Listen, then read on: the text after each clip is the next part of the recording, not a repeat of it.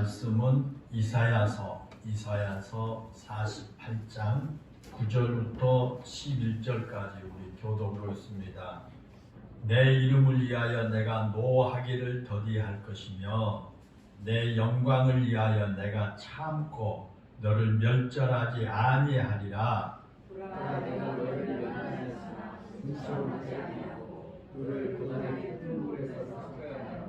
11절 다 같이 있습니다. 시작. 나를 위하여 이를 것이라. 어찌 내 이름을 욕되게 하리요 내 영광을 다른 자에게 주지 아니하리라. 아멘. 이 세상에 존재하는 것들 가운데 연단을 통하지 하지 않고는 만들어진 것이 아무것도 없습니다. 세상의 모든 것은 다 연단을 통해서, 훈련과 연단을 통해서 만들어지게 되죠. 더욱이 소중하고 값진 것일수록 더 많은 연단의 과정을 겪어야 합니다. 성경에도 그런 사실들에 대한 내용이 여러 곳에 기록되어 있습니다. 첫 번째로 금이나 은과 같은 보석이 되기 위해서는 연단을 받아야 한다 그랬습니다. 성경에 불로 연단한 금이라는 말과 은을 연단한다라고 하는 말이 성경에 자주 나옵니다.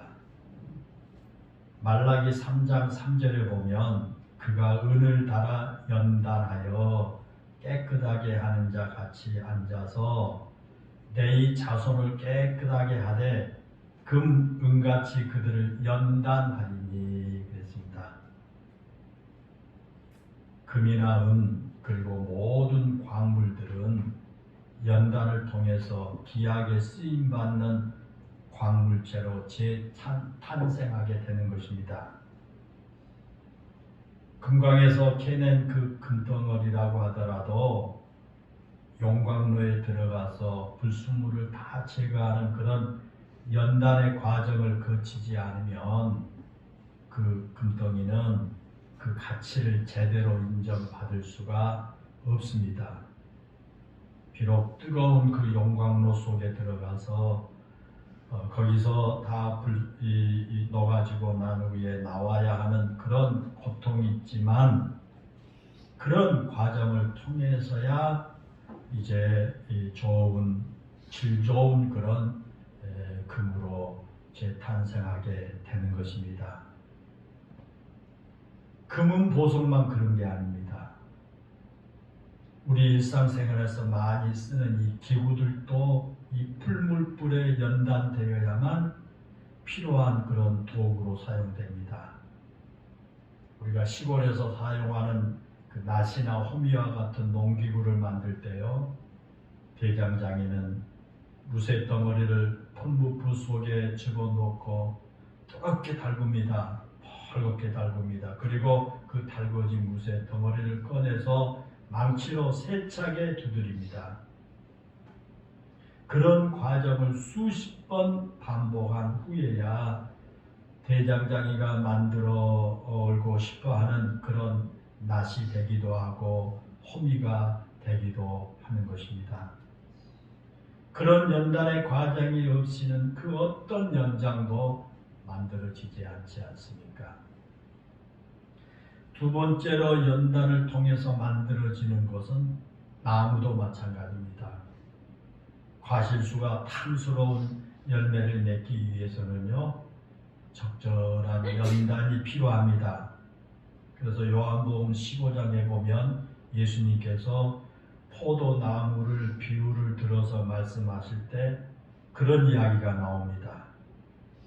열매 맺지 못한 가지는 제거해 버리신다 그렇게 말씀하셨습니다. 그렇게 하신 이유는 열매를 맺는 가지에 더 많은 영양분이 공급되어서 더 좋은 열매를 맺게 하기 위해서 가지치기를 한다라는 것입니다. 그것은 비단 열매 맺는 과실수만 그런 게 아닙니다. 우리가 사용하는 좋은 가구를 만들기 위해서 사용되는 목재 역시 연단의 과정을 거쳐야 좋은 가구를 만드는 그런 목재로 쓰여지게 됩니다. 목재를 쓰기 위해서는 베어낸 나무를요 그대로 가구를 만드는 데 사용하지 않습니다. 오랜 기간 바닷물에 담갔다가 다시 꺼내서 말리기를 반복합니다. 우리 좋은 피아노를 만드는 데 사용되는 나무는요 10년 이상 그런 일을 반복해야 한다고 합니다. 물속에 담가놨다가 또 꺼내서 말리고 또 담그고 바닷물에 늘 그런 일을 수십 번 반복해야 한다는 그렇게 말합니다. 그렇게 바닷물에 담갔다가 꺼내서 말리는 일을 반복하는 이유는 왜 그렇습니까? 그렇게 해야 단단해질 뿐만 아니라 나중에 곰팡이가 슬어서 부패하는 일을 막을 수 있기 때문이다라고 말합니다. 세 번째로 연단을 통해서 만들어지는 것은요 짐승들도 마찬가지입니다. 그 대표적인 짐승이 독수리가 아닙니까?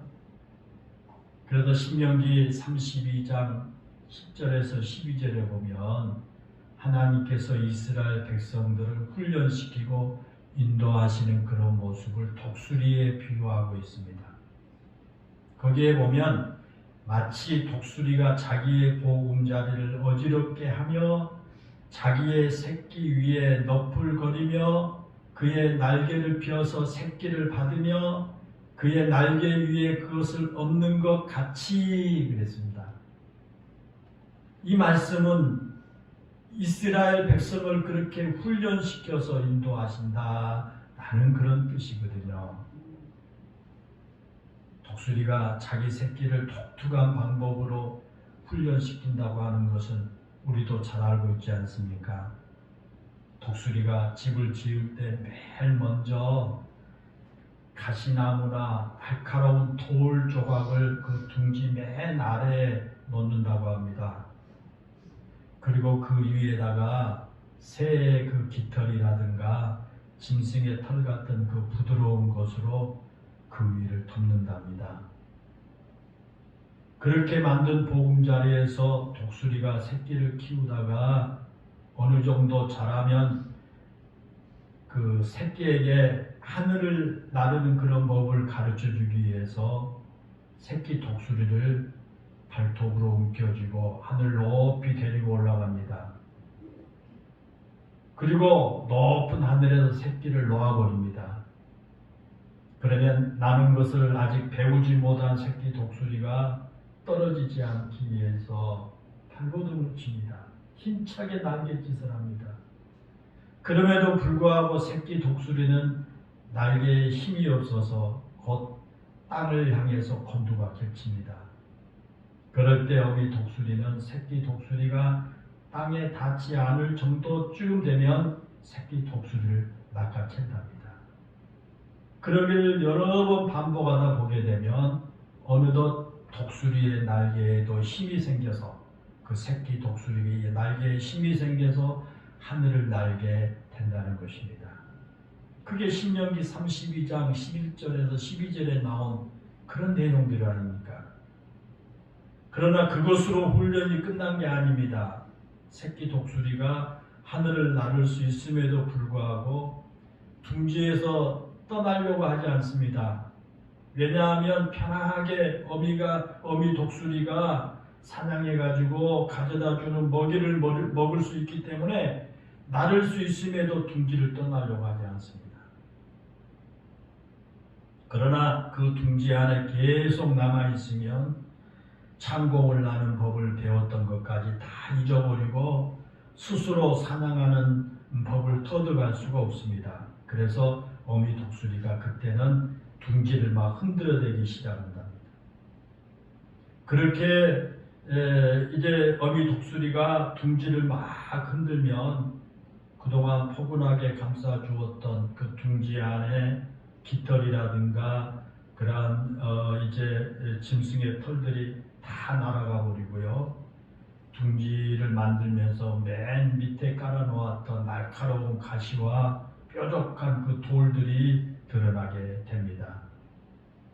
그렇게 날카로운 가시나 돌들이 드러나면서 그런 것들이 둥지 안에 있는 새끼 독수리를 막 찌르게 됩니다.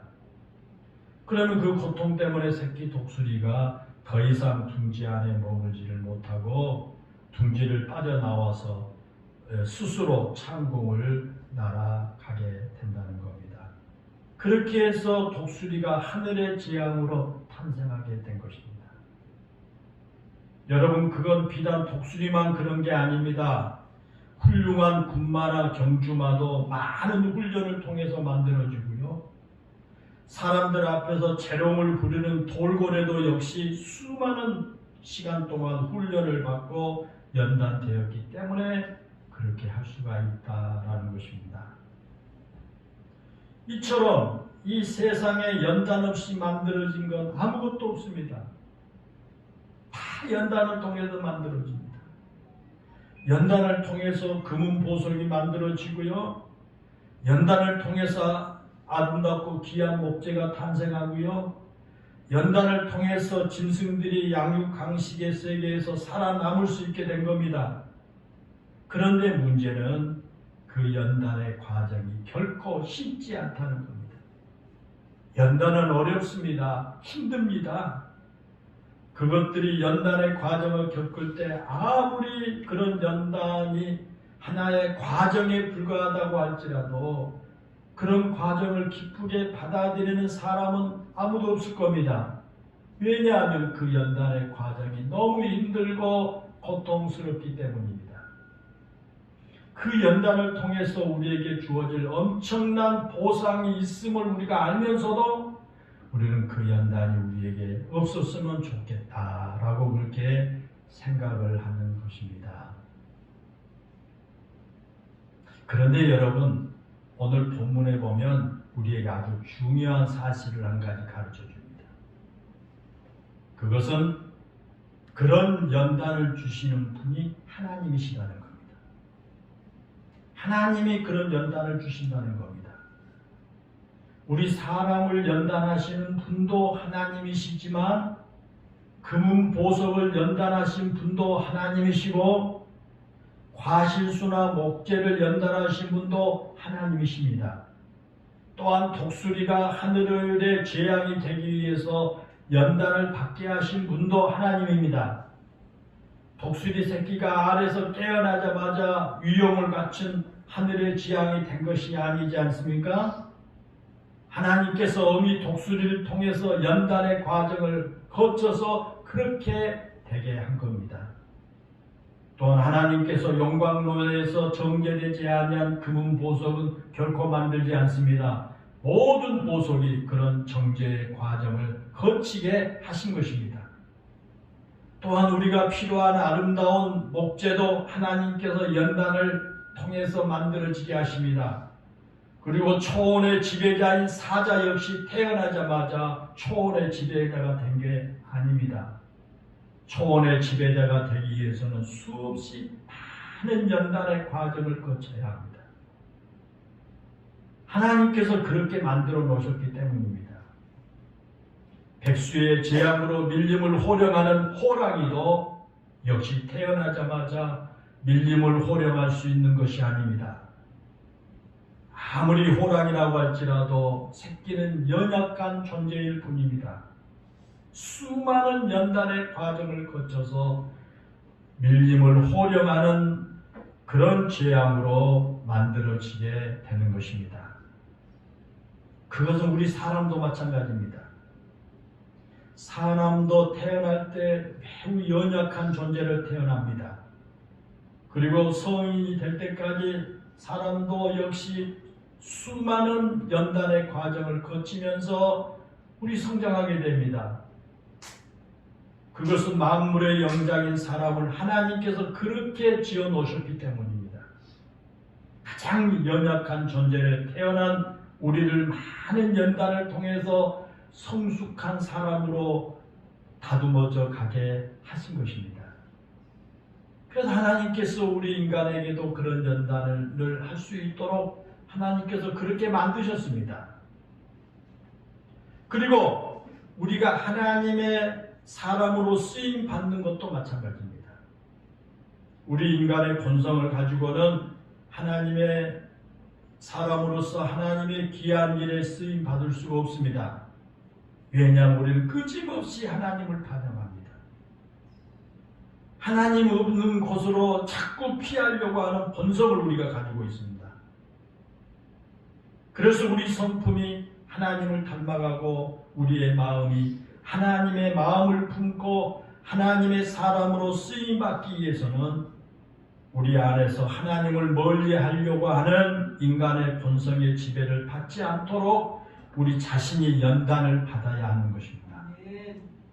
마치 금은 보석이 용광로를 통해서 불순물이 다 제거되는 연단을 받아야 좋은 보석으로 바뀌어진 것처럼 우리가 순수한 믿음을 가지고 하나님께 귀하게 쓰임받는 사람이 되기 위해서는 그와 같은 연단을 받아야 한다는 겁니다. 포도나무가 많은 열매를 맺기 위해 가지치기라고 하는 연단을 받아야 하는 것처럼 우리 삶에서 하나님께 드릴 아름다운 열매를 맺기 위해서는 그냥 된 게 아닙니다. 우리의 생각과 우리의 마음과 우리의 삶에서 잘라내야 할 것들을 잘라내야 하는 그런 연단을 받아야 한다는 겁니다. 요한복음 15장 2절에 보면 그러잖아요. 포도나무가 많은 열매를 맺기 위해서 가지를 제거해 버리신 분이 아버지, 즉 하나님이라고 말씀하지 않습니까?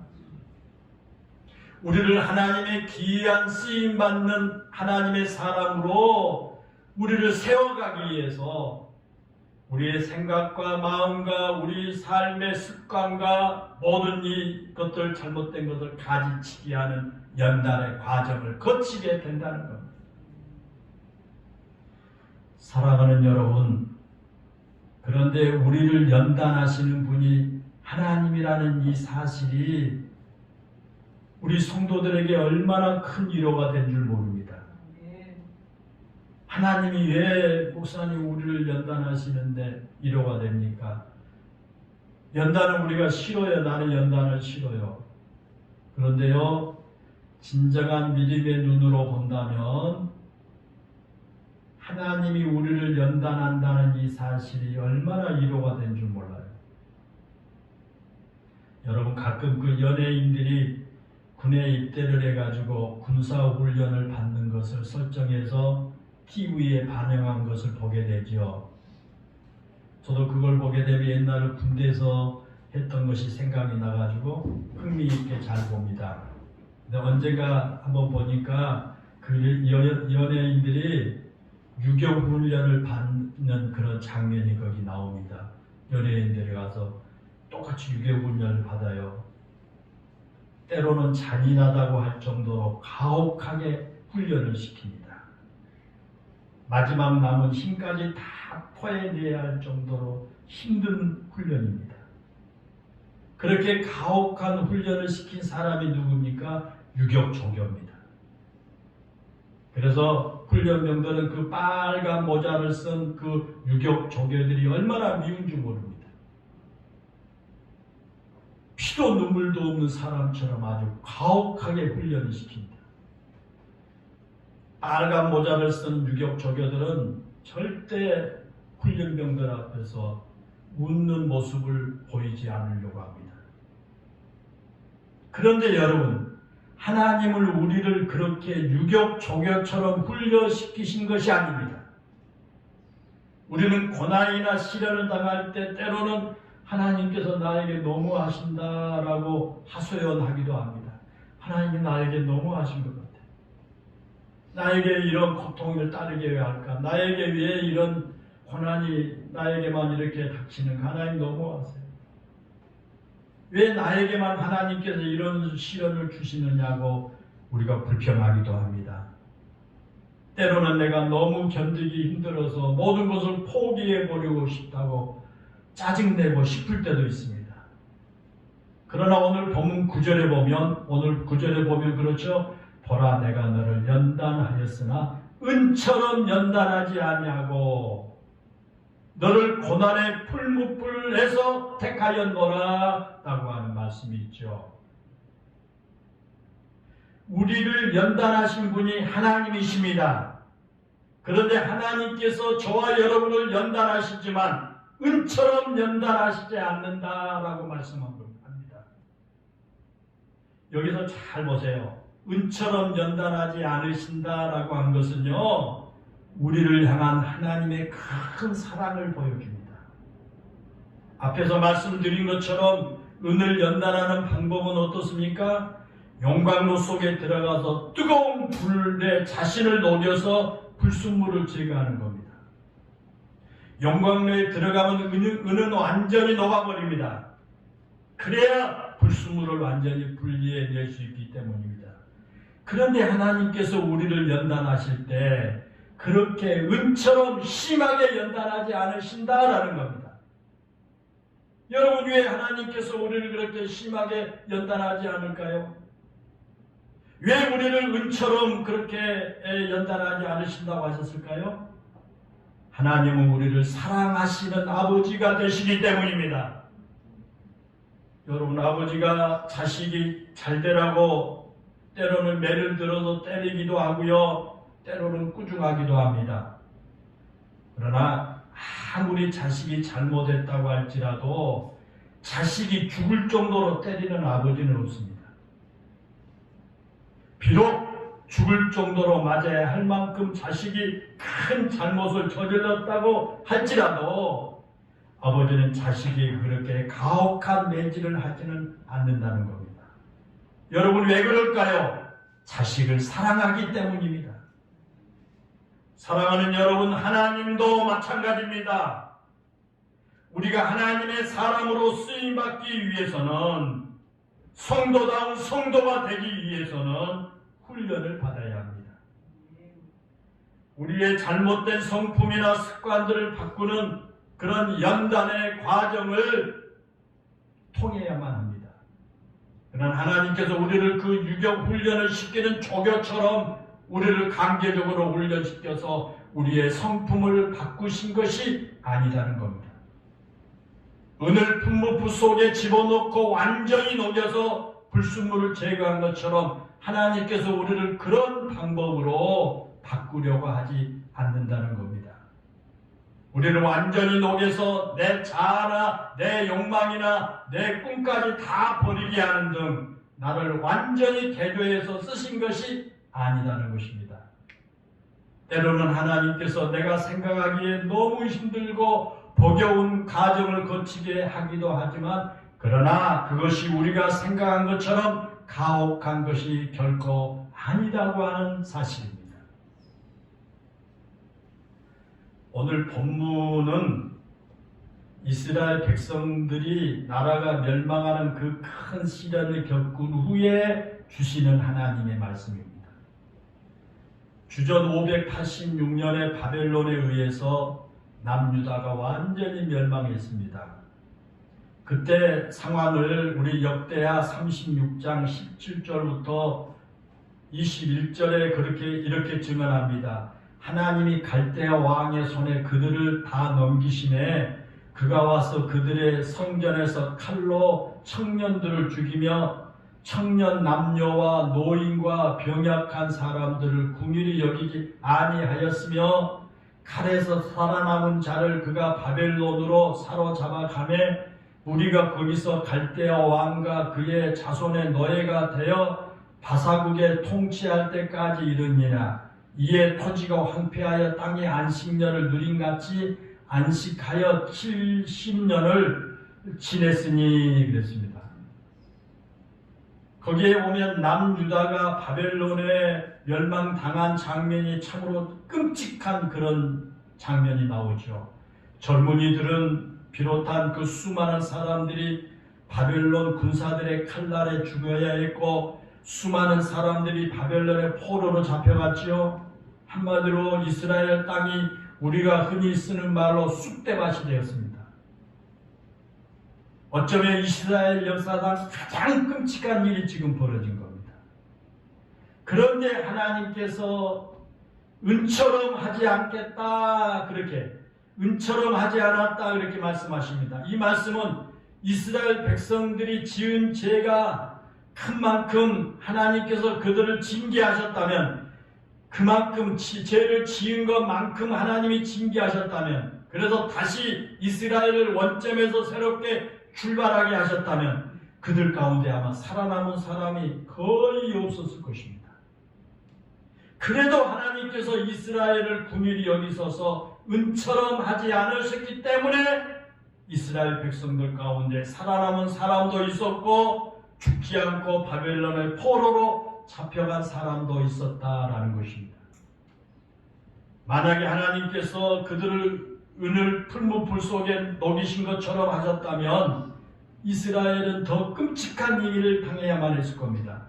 그래서 오늘 본문에 보면 너를 고난의 풀무불에서 택하였다, 그렇게 말씀을 하신 겁니다. 은을 풀무 위에 녹이신 것처럼 하지 않으시고 그 풀무불에서 그들을 건져내셨다는 것입니다. 자비의 마음으로 그를 건져내 주셨다라는 그런 말씀입니다. 사랑하는 여러분, 그렇습니다.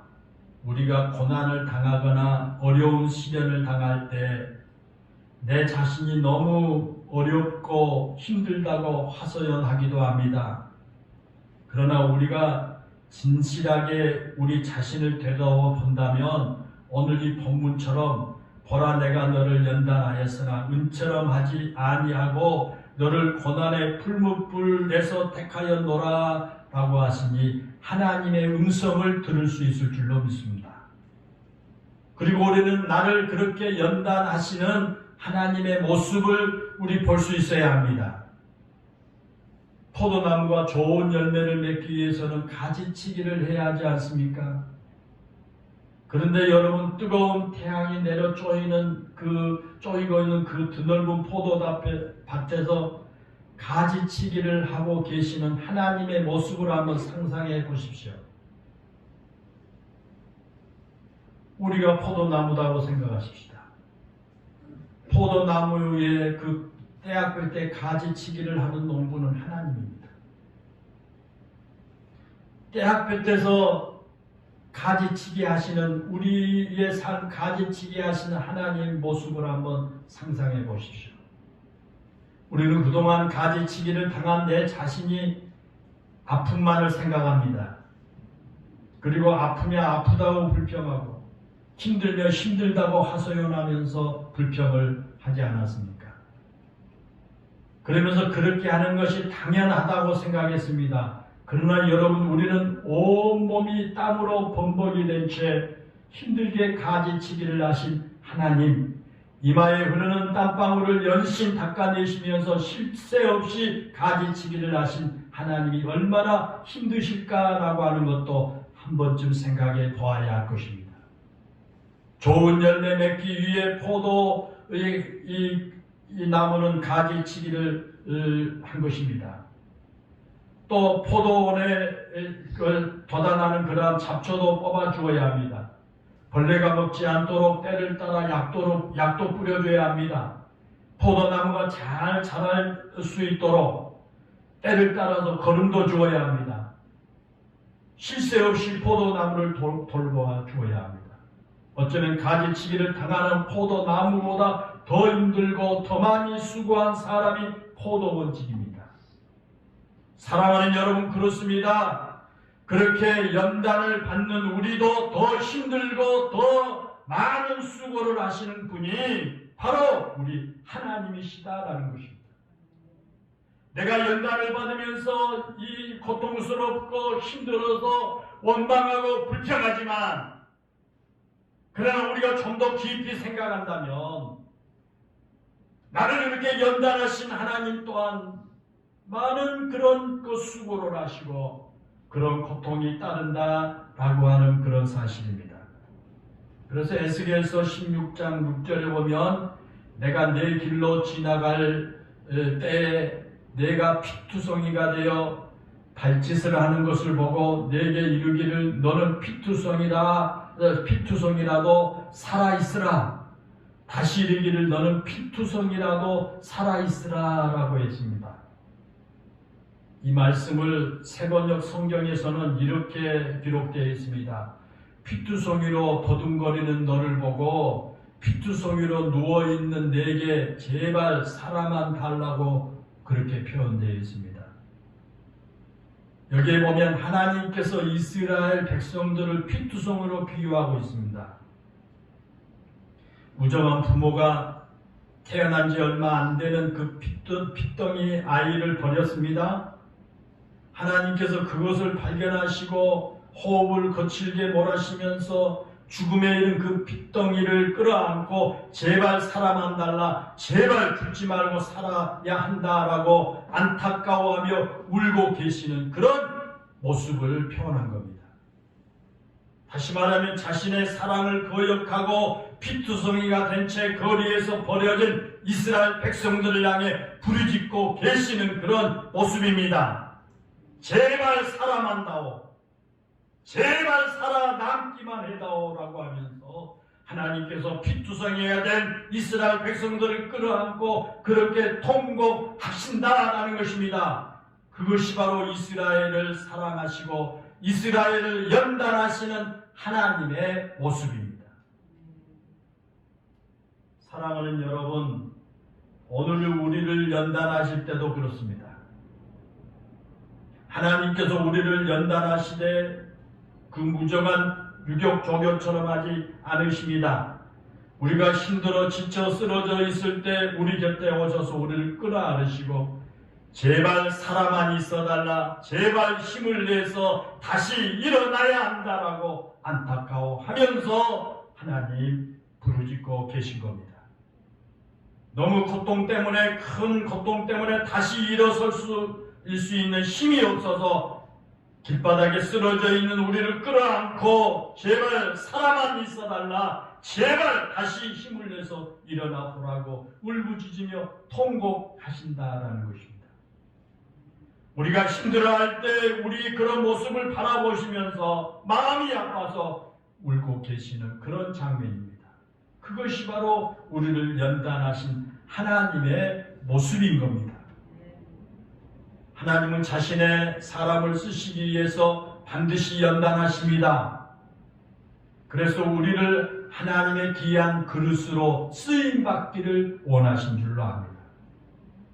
그런데 그 과정이 우리에게 때로는 힘들 수 있습니다. 때로는 나에게 너무 버거운 과정이 있습니다. 그러나 그 연단의 과정이 없이는 어느 누구도 하나님의 사람으로 쓰임받지를 못한다는 것입니다. 아니, 하나님의 백성다운 그런 이제 하나님의 구실을, 백성의 구실을 못하게 될 것입니다. 마치 어미 독수리로부터 연단을 받지 않는 새끼 독수리가 하늘의 기왕이 되지 못할 뿐만 아니라 결국에는 누군가에게 잡혀 먹히고 마는 것과 같습니다. 하나님의 백성들도 마찬가지입니다. 하나님을 믿는 저와 여러분들도 마찬가지입니다. 어려운 시련을 통해 연단받지 않는 하나님의 사람은 하나님께서 아무것도 드리지를 못합니다. 시련을 통해 연단받지 못한 하나님의 사람은 하나님의 사람다운 모습을 가질 수가 없을 겁니다. 그래서 하나님께서 로마서 3장 4절에서 우리가 환난 중에 즐거워하나니 이는 환난은 인내를, 인내는 연단을, 연단은 소망을 이루는 줄 알미로다 라고 바울은 고백을 하고 있습니다. 사랑하는 여러분, 우리가 어렵고 힘든 고난 가운데 있을 때 결코 나 혼자가 아니다는 것을 기억하십시오. 내가 고난을 통해 연단을 받고 있는 그 순간이 내가 하나님을 만날 수 있는 가장 좋은 때라고 하는 것을 아십시오. 나를 연단하신 하나님께서 내 앞에서 나를 만들어가고 계시기 때문입니다. 그리고 그 하나님은 우리를 무자비하게 연단하신 것이 아닙니다. 사랑으로 연단하시면서 반드시 고난의 풀무불에서 하나님 자신을 위하여 우리를 건져 주실 것입니다. 그래서 본문 11절에 보면 그러지 않습니까? 나는 나를 위하여 일을 이룰 것이다. 어찌 내 이름을 욕되게 하리요 내 영광을 다른 자에게 주지 아니하리라고 말씀을 하십니다. 여러분 그렇습니다. 연단을 통해 자신의 뜻하신 바를 이루어 가신 분이 바로 하나님입니다. 만약에 우리를 연단하신 중에 우리가 잘못된다면 그것은 하나님 자신의 이름에 욕된다는 겁니다. 그래서 하나님께서 가장 정밀하고 가장 섬세한 손길로 우리를 연단해 주신 줄로 믿습니다. 때로는 눈물을 흘리며 우리를 빚어가십니다. 우리의 연단은 하나님의 영광을 받을 수 있도록 우리를 빚어가시는 하나의 과정인 것입니다. 그래서 하나님께서 땀을 흘리시며 때로는 눈물을 흘리시며 우리를 가장 좋은 하나님의 백성으로 만들어 가신 줄로 믿습니다. 사랑하는 성도 여러분, 여러분이 지금 어렵고 힘든 고난 가운데 있을지라도 결코 나 혼자가 아니라고 하는 사실을 잊지 마시길 바랍니다. 또한 여러분이 고난을 통해서 연단을 받고 있는 그 순간이 바로 여러분이 하나님을 만날 수 있는 가장 좋은 기회라고 하는 사실도 잊지 마시길 바랍니다. 그리고 하나님께서 여러분을 무지하게 연단하신 것이 아니라 사랑으로 연단하시며 반드시 여러분을 고난의 그 현장에서 건져주실 것을 믿고 인내하면서 소망을 가지고 살아가는 우리 성도들 모두가 되시기를 주님의 이름으로 축원합니다. 기도하겠습니다. 은혜로우신 하나님, 이 세상의 모든 것들 더욱이 값지고 귀한 것일수록 많은 연단을 통해서 다듬어져 가고 많은 연단을 통해서 만들어져 간다고 하는 이런 사실을 우리가 깨닫게 됩니다. 우리 사람도 하나님 우리를 만드실 때 매우 연약한 우리들이지만 연단을 통해서 강한 그런 사람으로 세워져 가는 게 하신 줄로 믿습니다. 뿐만 아니라 하나님을 믿고 살아가는 우리 모든 성도들에게도 성도다운 성도가 되고 하나님의 백성다운 이런 성도들 되기 위해서 때로는 여러 가지의 연단의 과정을 통해서 우리의 삶에 있어서는 안 될 이러한 모든 것들에 대한 가지치기를 하면서 우리가 때로는 원망하고 그런 사실을 알지 못하기 때문에 불평하는 가운데도 하나님께서는 우리를 연단하셔서 다듬어 가고 계신 줄로 믿습니다. 은혜로우신 아버지 하나님, 그런 연단은 하나님 은을 연단하듯 하지 아니하시고 하나님의 자비와 하나님의 사랑으로 우리를 이제 연단하신다고 하는 사실을 기억하고 때로는 우리가 여러 가지 어렵고 힘든 고난 가운데 있을 때 나 혼자가 아니라 내 곁에 나를 연단하시는 하나님이 계심을 잊지 않는 우리 영일교회 모든 성도들이 다 되게 하여 주옵시고 때문에 우리가 그런 고난의 현장에서 하나님을 만날 수 있는 그런 기회가 되게 하여 주옵시고 하나님께서 그런 사랑으로 연단하시며 우리를 그 고난의 현장에서 반드시 건져 주실 것을 믿고 우리 영일교회 성도들 인내하면서 소망을 가지고 믿음으로 살아가는 모든 성도들이 다 되게 해 주옵소서. 예수님의 이름으로 기도하옵나이다. 아멘.